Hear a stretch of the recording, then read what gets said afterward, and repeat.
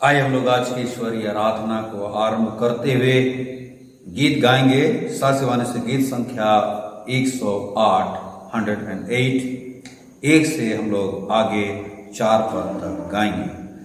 सासिवानी गीत संख्या 108 1 से आगे 4 पद तक। हे ईश्वर निर्मल मन जन्मा मन बिगड़ा हुआ मेरा, क्लेश दुख से भरा सर्वदा, अपराचोक बाहु तेरा, पाप मैंने निम्न किया है। हे ईश्वर दयामय कर मुझे सुधारो दे नया आत्मा मुझे भी, जो तेरी नाई सोचता, आदित सदा हो तेरी ही, और तेरी इच्छा खोजता, जो जाके सुख लास्वीरो विश्वास किया करता यो देता ये आश्रा प्रेम से। निकाल मत अपने आगे से मुझदम दुराचारा,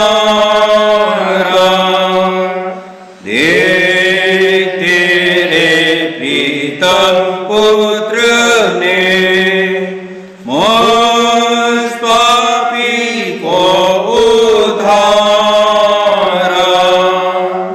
दर मुझे अपनी सामर्थ से मत अपना बाला गिरने दे, कि तुझसे अलग होवे, मत ले ले पवित्र आत्मा को, दुष्ट आत्मा दूर कर मुझसे, कि तेरी प्रीसाद मेरे हो, मैं नित रहूं तुझ में, चलावे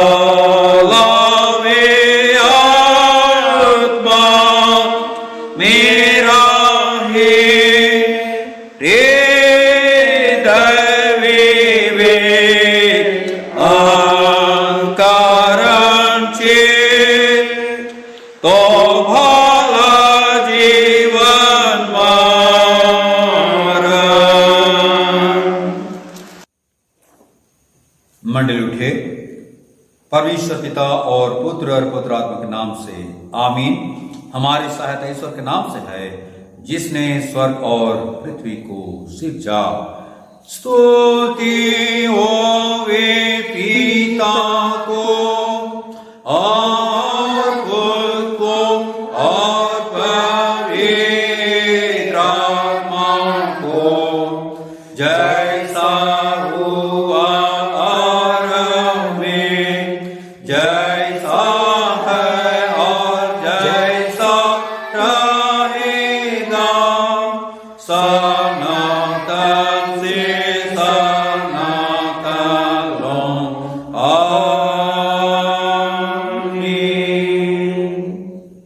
हम ईश्वर के सामने अपने पापों को दीनताई से मान लें। हे सर्वशक्तिमान ईश्वर दयालु पिता, हम दीनताई से अपने सब पाप और अपराधों को तेरे सम्मुख मान लेते हैं। तो अपने प्रिय पुत्र हमारे प्रभु यीशु ख्रिस्त के कारण हम पर दया दृष्टि कर और हमारे सब पापों को क्षमा कर। आमीन। प्रभु हम पर दया कर, ख्रिस्त हम पर दया कर, प्रभु हम पर दया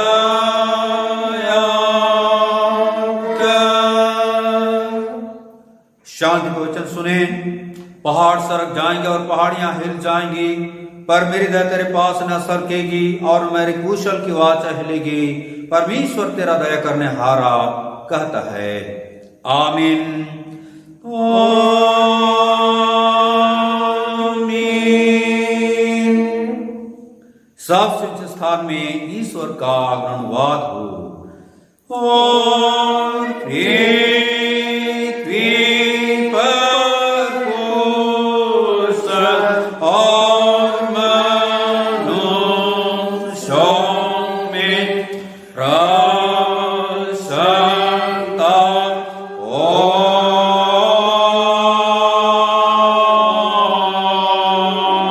होवे। प्रभु तुम्हारे संग हो।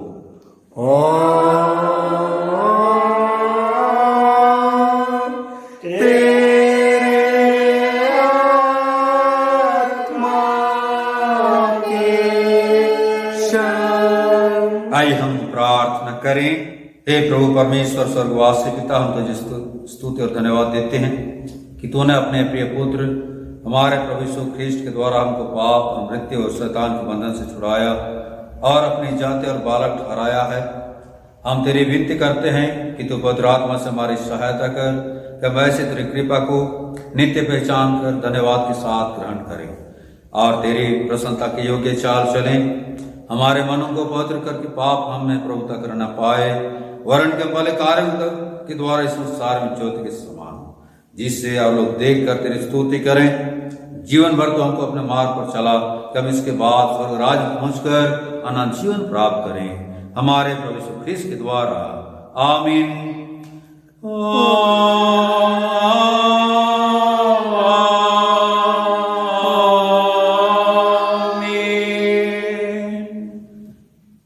आज के लिए 18 का पहला पाठ वचन हम सुने। जैसा मिलता है गलातियों के नाम पौलुस प्रेरित की पत्री, उसका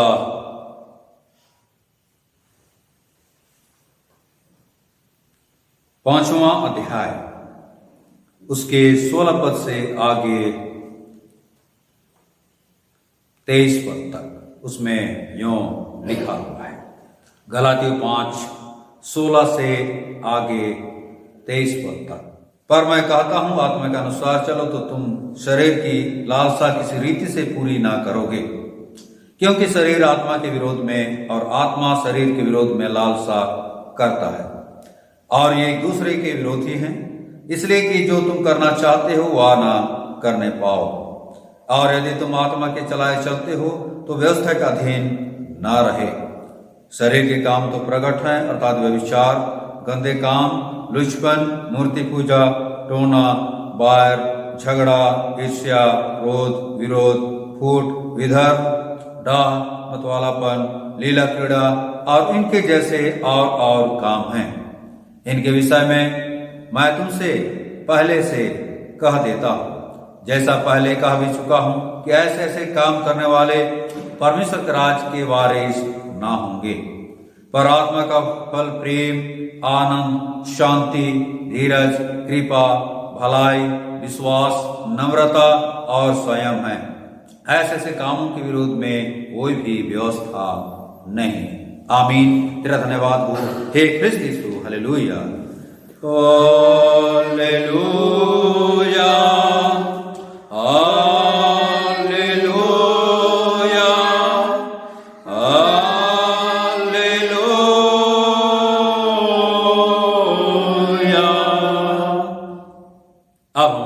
समस्त क्रिस्टियानी कलीसिया के संग मिलकर अपने महापत्र विश्वास को एक साथ मान लेकर यों कहें, मैं विश्वास करता हूं परमेश्वर पिता पर, जो स्वर्ग और पृथ्वी का सर्वशक्तिमान सृजनहार है, और उसके लौटे पुत्र अपने प्रभु यीशु ख्रिस्त पर, जो पवित्र आत्मा से गर्भ में आया, कुंवारी मरियम से उत्पन्न हुआ, पोंतियुस पिलातुस के आगे से उठाया, क्रूस पर चढ़ाया गया, मर गया और गाड़ा गया, पाताल में उतरा, तीसरे दिन मृतकों में से उठा, स्वर्ग पर चढ़ गया और परमेश्वर सर्वशक्तिमान पिता के दाहिने हाथ बैठा है, जहां से वह जीवितों और मृतों का विचार करने को फिर आएगा। मैं विश्वास करता हूँ पवित्र आत्मा पर, एक ही पवित्र ख्रिस्त की कलीसिया, पवित्रों की संगत पर, पापों की क्षमा, देह के उठने और अनंत जीवन पर। आमीन। आमीन, आमीन, आमीन।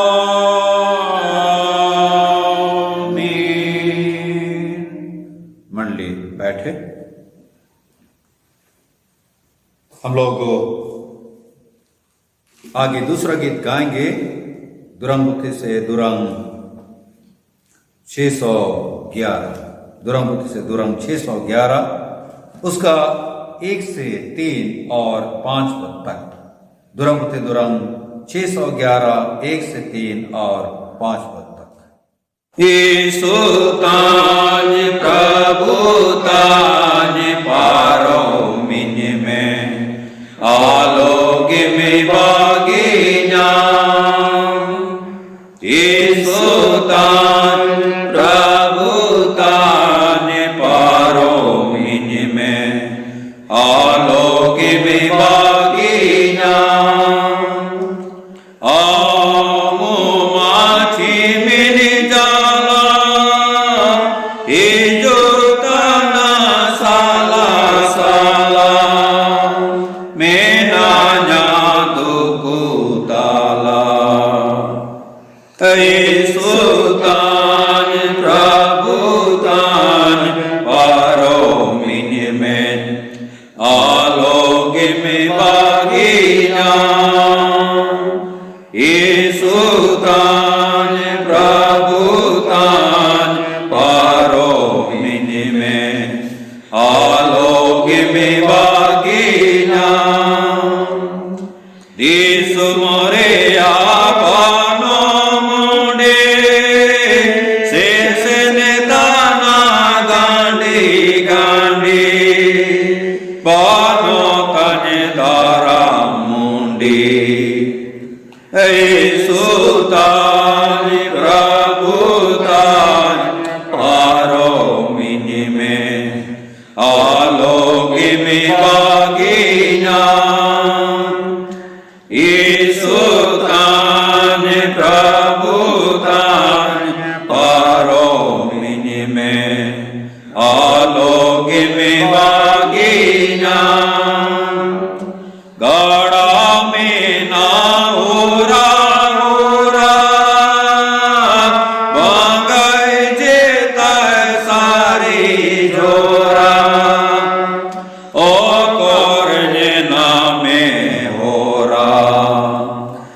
यीशु तान प्रभु तान पारो मिन में, आलोक में बागी नाम। यीशु तान प्रभु तान पारो मिन में, आलोक में बागी नाम।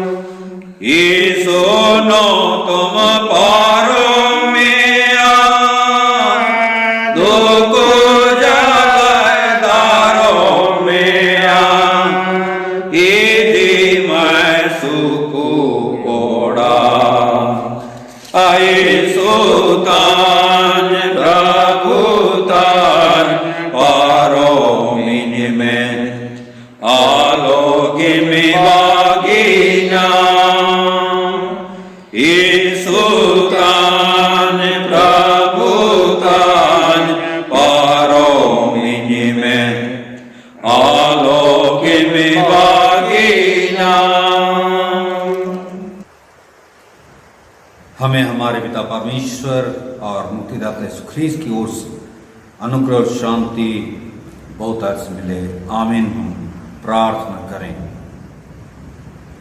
हे पवित्र और अनुग्रहकारी जीवित पिता परमेश्वर, हम तेरा धन्यवाद करते हैं आज के दिन तक सुंदर श्वास और सुंदर जीवन हमें दिया है, और आज फिर से एक साथ तेरे संगति में और दूसरे की संगति में आना चाहते हैं। तेरे पवित्र वचन से हम सुनना और सीखना चाहते हैं, उसके अनुसार हम जीवन में आगे बढ़ना चाहते हैं। वो आप हमारी सहायता कर, पवित्र वचन की संगति में ले आओ, ताकि उसके आशीष हम प्राप्त करें और उस आशीष के द्वारा हम आप निश्चय ही अपने जीवन में आगे बढ़ सकें।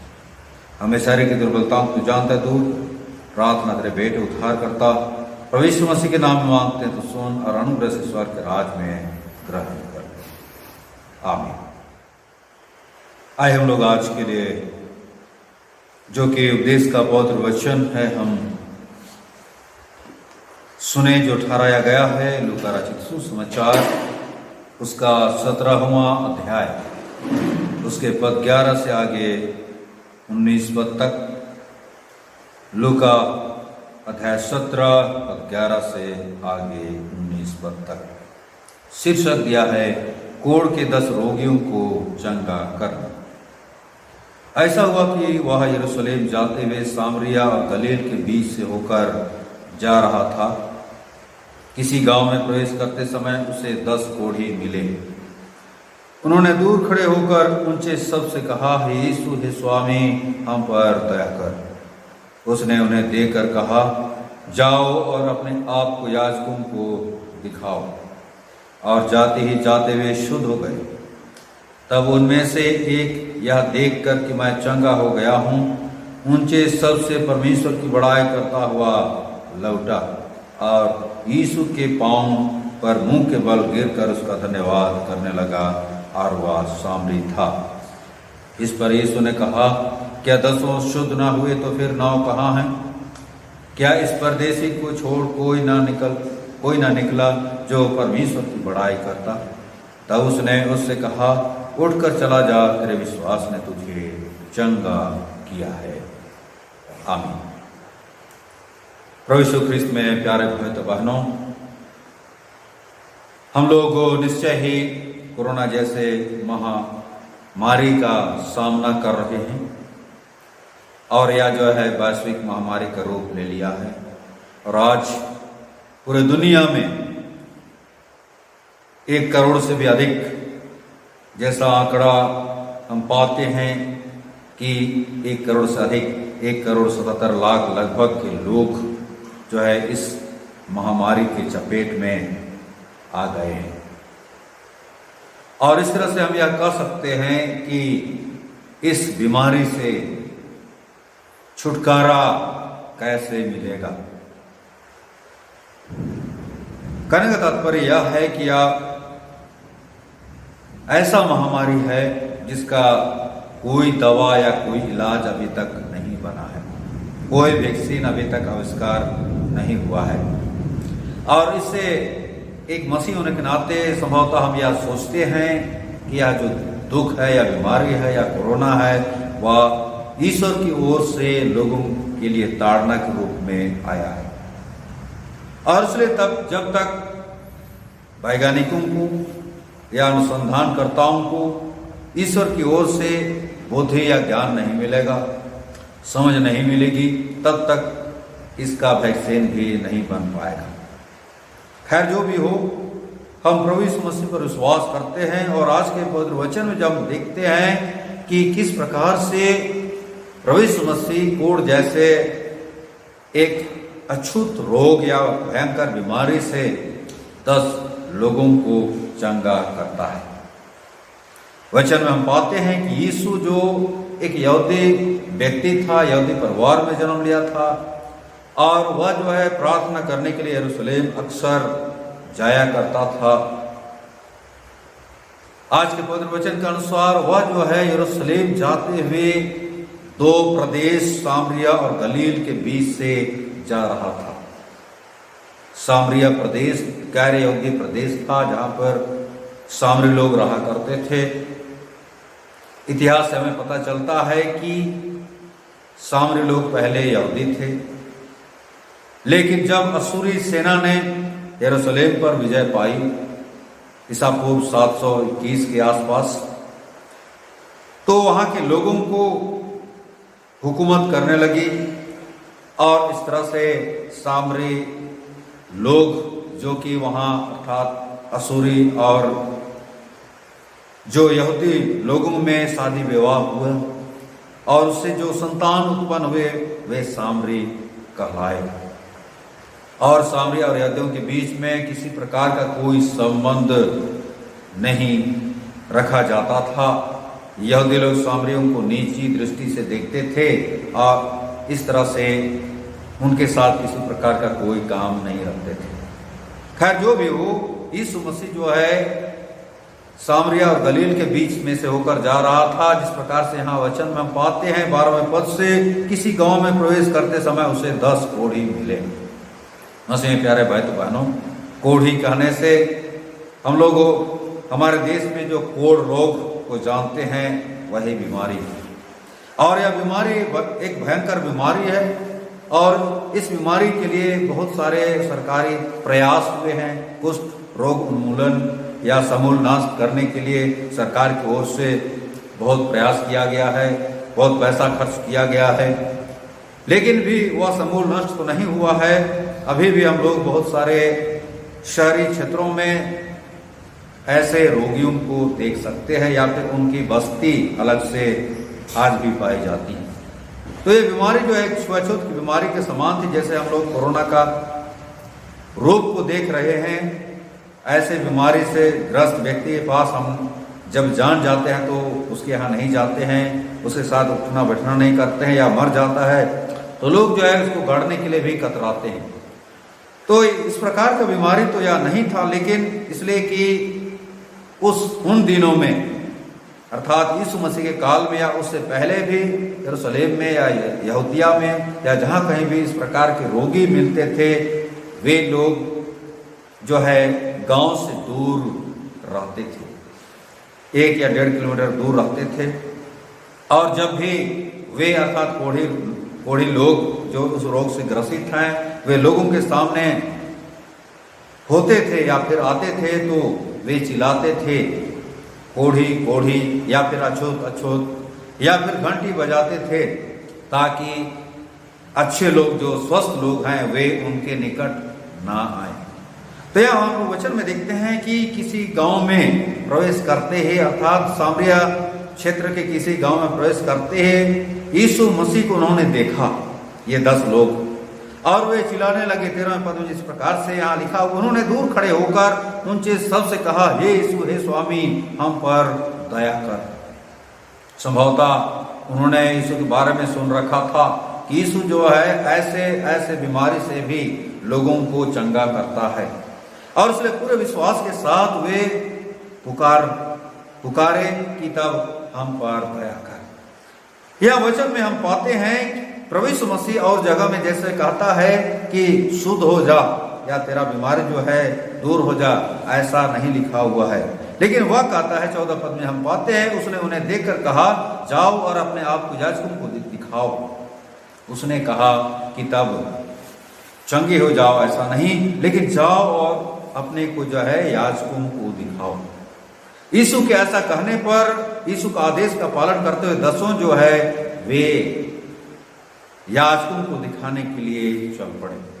जब वे मार्ग ही में थे तो 10 के 10 जो है उस बीमारी से पूरी तरह से ठीक हो गए, चंगे हो गए।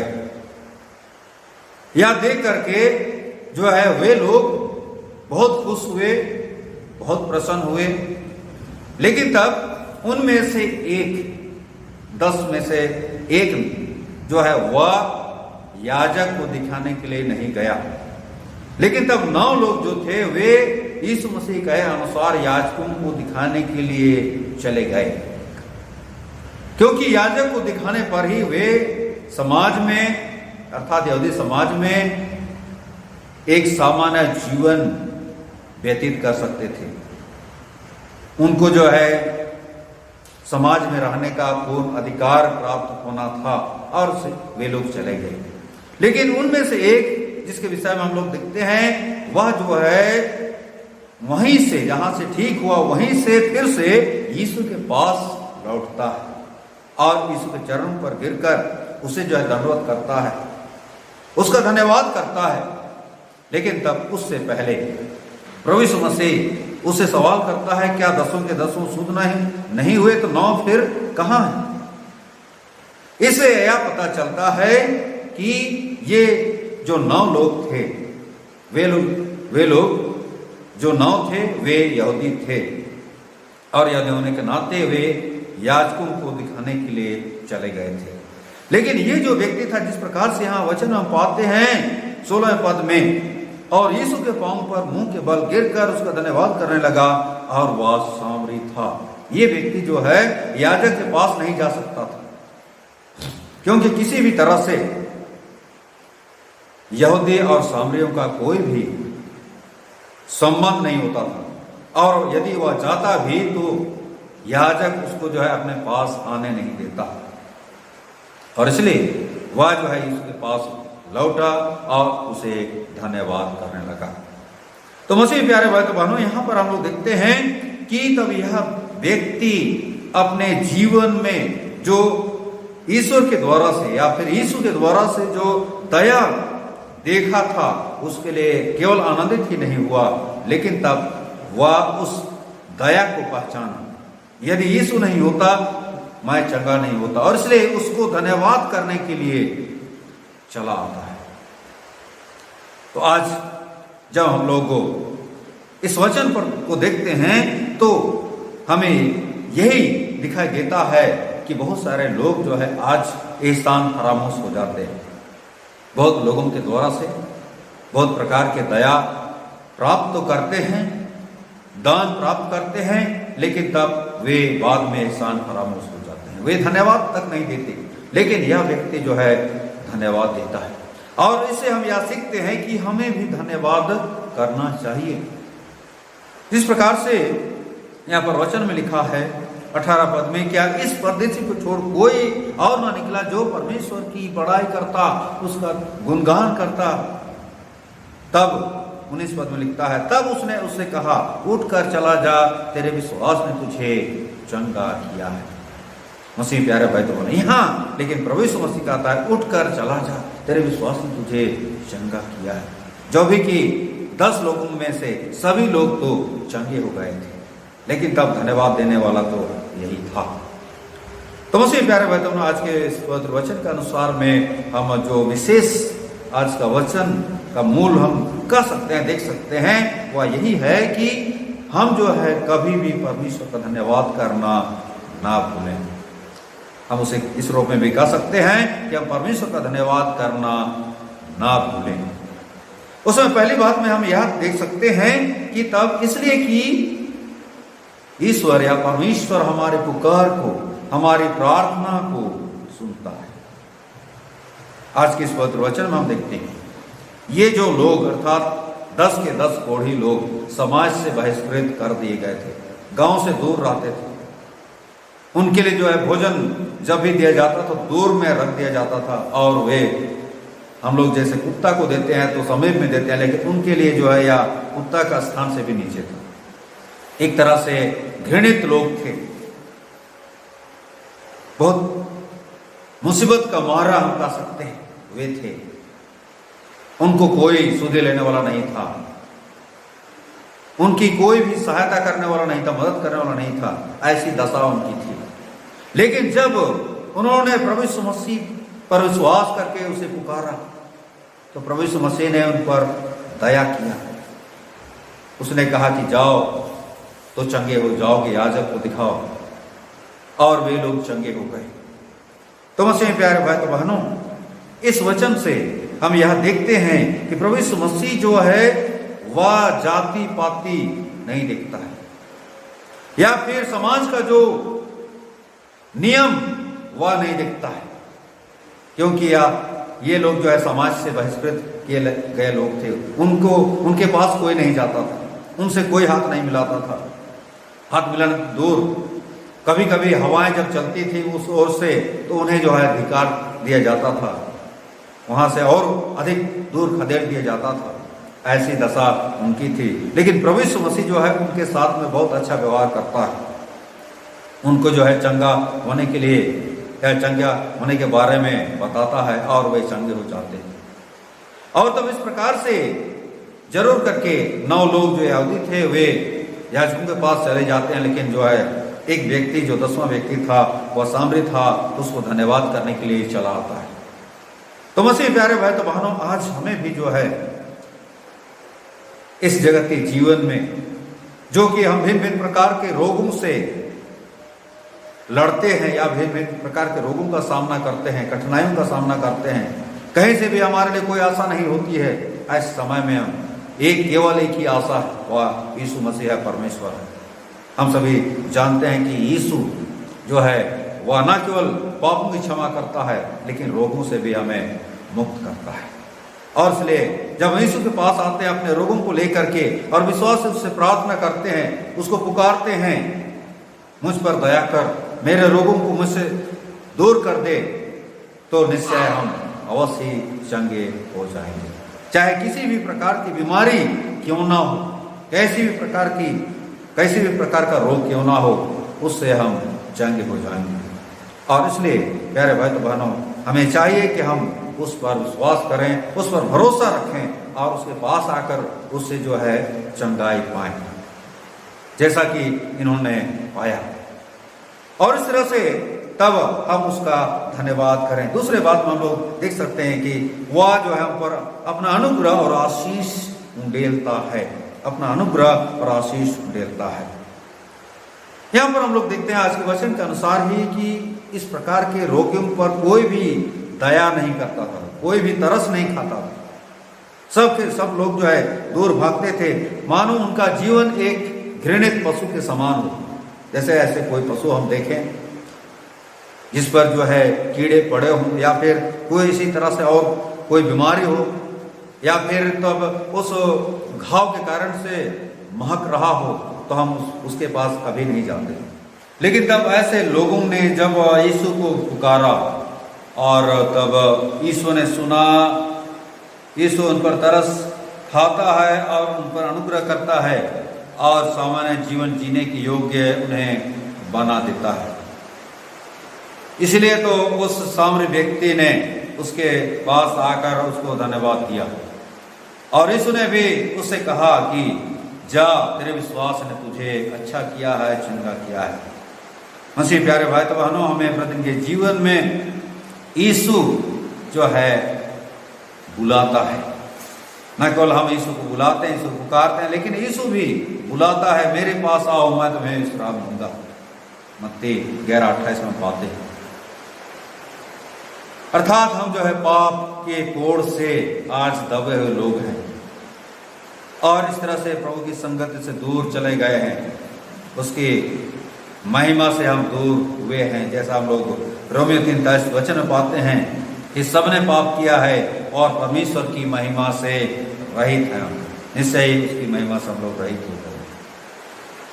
लेकिन तब जब हम प्रभु के पास आते हैं, अपने पापों के लिए प्रभु से प्रार्थना करते हैं, उसके सामने गिड़गिड़ाते हैं, प्रस्ताव करते हैं, पुकारते हैं, तो वह हमारे पुकार को सुनता है, हम पर तरस खाता है। यूहन्ना 6:37 वचन में लिखा है, जो कोई मेरे पास आएगा उसे मैं कभी नहीं निकालूंगा। जरूर करके हमें लोग घृणा करें या हमसे लोग घृणा करें, हमसे दूर भागे, लेकिन प्रभु यीशु मसीह जब हम उसके पास आते हैं हमसे दूर नहीं होता है। वह पाप से घृणा करता है, पाप से नहीं करता है। इसलिए आवश्यकता इस बात की है कि हम उसके पास आएं और उसके द्वारा से दिए गए दानों के लिए उसका धन्यवाद करें। प्रति रविवार उसके पास आते हैं, जो भी कि उसके पास आते हैं, लेकिन बहुत हमारा जीवन जो है बदलता नहीं है, जस का तस बना रहता है। लेकिन प्रभु जो है लोगों के जीवन को बदल देता है, लोगों के दुखों को दूर कर देता है, पूरी तरह से उन्हें स्वस्थ बना देता है, सबल बना देता है, ताकि लोग उसकी महिमा करें, आत्मा और सच्चाई के साथ उसकी महिमा करें, उसका भजन गाएं, क्योंकि प्रभु ऐसा ही है। प्रभु हमसे ऐसा ही व्यवहार करता है। हमारे लोग बहुधा हमारे माँ बाप हमें छोड़ दें, हमारे नाते रिश्तेदार हमें छोड़ दें, लेकिन प्रभु हमें कभी नहीं छोड़ता है। तो आइए प्यारे भाई तो बहनों, इस वचन में जो हमने सुना सीखा कि किस प्रकार से समाज से बहिष्कृत लोगों का जीवन था, या फिर लोग उनसे व्यवहार करते थे, उनको गांव से दूर में रखते थे, पशु सरीखा उनके साथ व्यवहार होता था। लेकिन प्रभु उनके पुकार को सुना और उन्हें चंगा किया, अच्छा किया। आज हमें से हर एक को भी चाहिए कि हम उसके पास आए, पाप रूपी बीमारी से, कोढ़ से चंगाई पाएं और तब पवित्रता प्राप्त करें और इस तरह से उसकी महिमा करें, उसकी आराधना करें। तो आइए प्रभु इस प्रकार की आत्मा हमें दे कि हम उसके पास आ सकें, कैसे भी परिस्थिति में क्यों ना हो, कितना भी पापी क्यों ना हो, हम उसके पास आवें और तब उससे निवेदन करें। वह हमारे निवेदन को सुनेगा और हमें जो है एक अच्छा जीवन अर्थात एक आत्मिक जीवन जीने के योग्य बनाएगा कि हम उसकी संगति में सदैव रहें और उसकी महिमा निरंतर करने सकें। आइए प्रभु आप हमारी सहायता करें और वचन के द्वारा बहुत अच्छी आशीष और अगुवाई प्रदान करें। आमीन। आइए हम प्रार्थना करें। सर्वशक्तिमान सनातन ईश्वर पिता, हम तेरा धन्यवाद करते हैं प्रभु, तूने हम सबको फिर से एक साथ ऑनलाइन आराधना में शामिल किया और इस तरह से प्रभु आज तक तू हमारा परमेश्वर होकर हम पर अपनी दया और आशीष को उंडेला है। पवित्र वचन के आशीष तो आज हम सबको दिया है। हाँ प्रभु, हम सबको यह जानने दिया है, समझने दिया है कि तुझसे कुछ भी असंभव नहीं। हाँ प्रभु, निश्चय तो पत्थर को रोटी में परिणत कर सकता है और किसी भी प्रकार के रोग को तो दूर कर सकता है। समाज में और कलीसिया में अच्छा जीवन जीने के योग्य हम सबको बना सकता है। लोगों के गिनती में रहने के योग्य हम सबको बना सकता है। पिता परमेश्वर तो हम तुच्छ और नीच लोगों को ही अपने राज के लिए चुन लिया है, जिनसे लोग घृणा करते थे, जिनको कोई मान मर्यादा नहीं देते थे, मान सम्मान नहीं देते थे। लेकिन प्यारा प्रभु, तो हम सबको अपने राज्य में बुलाया है और हमारा जीवन को बदल दिया है, हमारे स्थिति परिस्थिति को तूने बदल दिया है और इस तरह से प्रभु हम आज समाज में जीने के योग्य हैं और तेरी दृष्टि में प्रभु निश्चय ही एक अच्छा जीवन जीने के योग्य हम हो रहे हैं।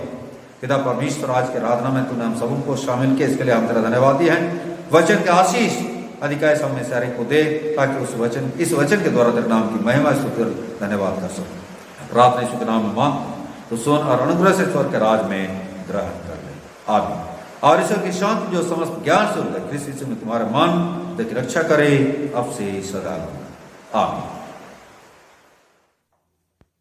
हम लोग तीसरा गीत गाएंगे, साक्ष्यवाणी से गीत संख्या 152। उसके हम लोग 1 से 4 सभी पदों को गाएंगे। 152 152। कर विश्वास, कर विश्वास,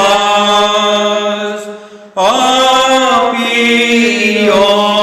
का तारनहार,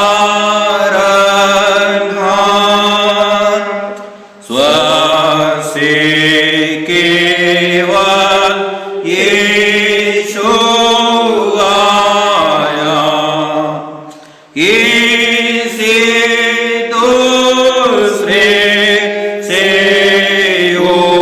उद्धार, स्वर्ग के ताले नहीं भाया। आहे पापी यीशु ख्रिस्त के पास, कर विश्वास, कर विश्वास, ओ निर्दोष, ओ निर्दोष, मन मस्तक में शत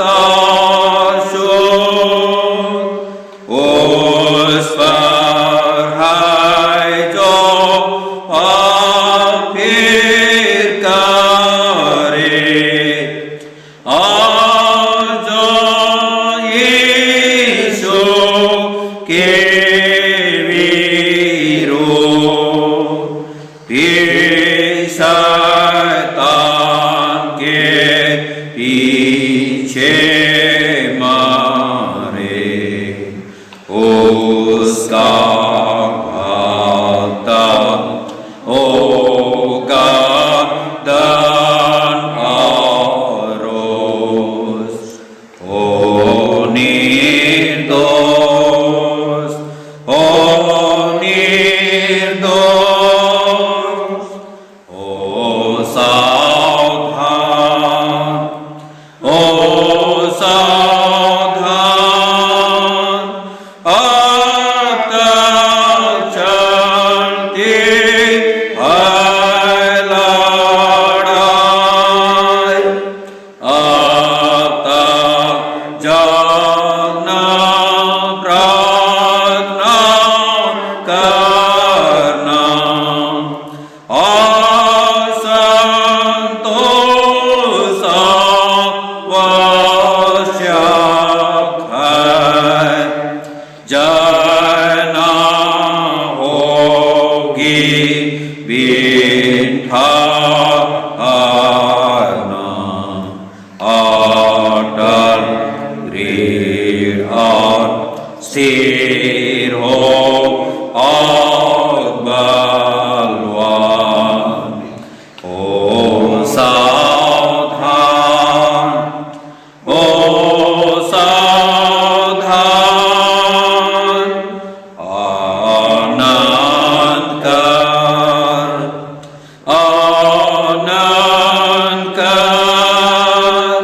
स्वर्ग में होगा तेरा धाम स्वर्ग में अपने रखे द्वारा तुझे संकट से विश्राम देगा तेरा तारनहारा हाँ एक निर्मल अजर अधिकार आनंद कर आनंद कर। मंडली खड़े हो जाएगा हम प्रार्थना करें। पवित्र और अनुग्रहकारी जीवित पिता परमेश्वर,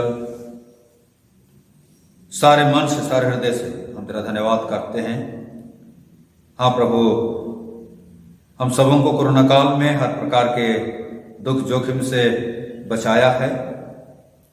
जरूर कि हमारे मसीह भाई बहन कोरोना ग्रस्त हो रहे हैं, बहुत जगहों में उनकी मृत्यु भी हो रही है, लेकिन प्यारा प्रभु फिर भी हमें हर एक को अपनी सुरक्षा के घेरे में बनाए रखा है। अब जबकि हम तेरे निकट उपस्थित हुए हैं, अपने को फिर से तेरे हाथ में हम अर्पित करना चाहते हैं।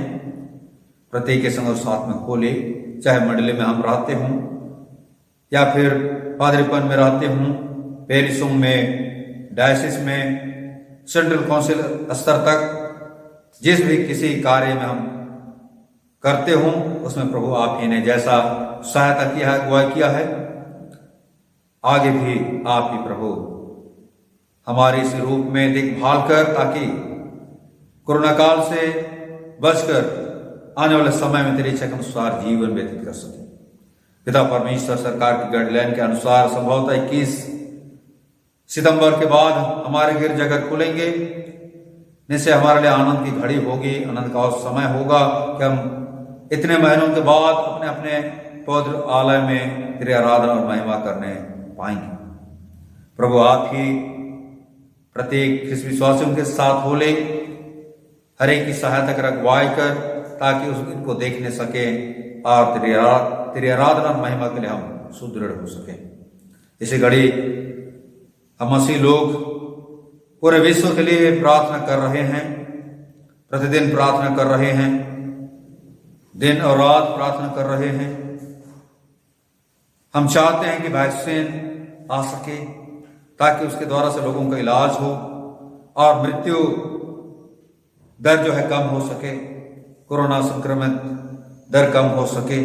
पिता परमेश्वर उसके निमित्त जितने भी अनुसंधान करता या रिसर्च करता है, वैज्ञानिक हैं, उनकी सहायता कर, अपनी समझ उन्हें दे, ताकि समय पर वैक्सीन को बाजार में ला सकें, विभिन्न देशों में ला सकें, ताकि इस प्रकार के रोगी जो है उससे बच सकें, हम सब बच सकें।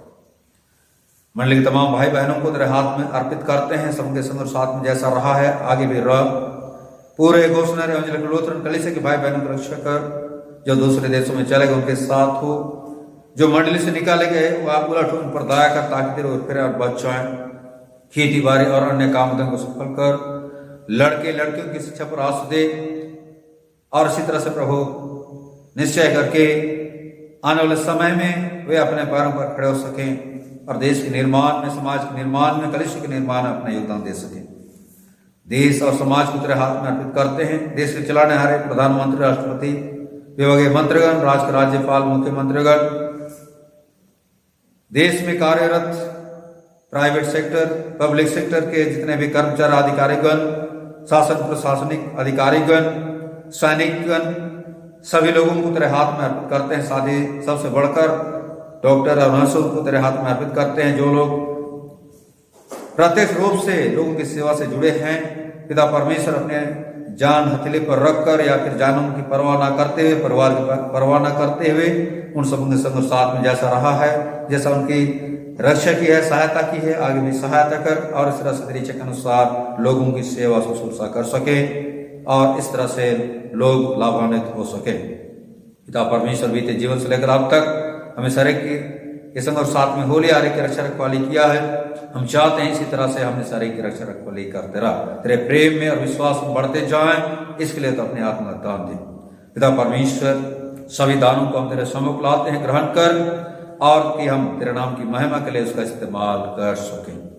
हर प्रकार की राशि जो हमें सारे के लिए आवश्यक है, आप है प्रभु आत्मिक लौकिक सभी आंसुओं को अपने पुत्र यीशु के नाम में स्वयं प्रदान कर, और धन्यवाद की बीच तेरे बेटे उद्धार करता प्रभु यीशु मसीह के नाम में मांगते तो सुन, और अनुग्रह से स्वर्ग के राज में ग्रहण कर ले। आमीन। हे हमारे पिता, तो जो स्वर्ग में है, तेरा नाम पवित्र के चावे, तेरा राज आवे, तेरी इच्छा जैसी स्वर्ग में वैसी इस पृथ्वी पर भी होवे।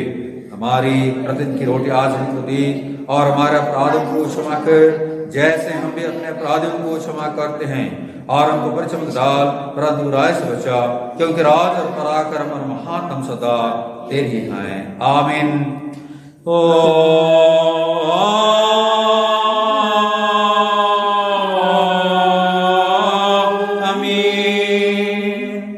आप एक परमेश्वर का आशीर्वाद विश्वास और देन मन से ग्रहण कर, परमेश्वर तुझे आशीष देवे और तेरी रक्षा करे। परमेश्वर अपने मुख का प्रकाश तुझ पर चमकावे और तुझ पर अनुग्रह करे। परमेश्वर अपने मुख का प्रकाश तुझ पर चमकावे और तुझे कुशल देवे। आमीन।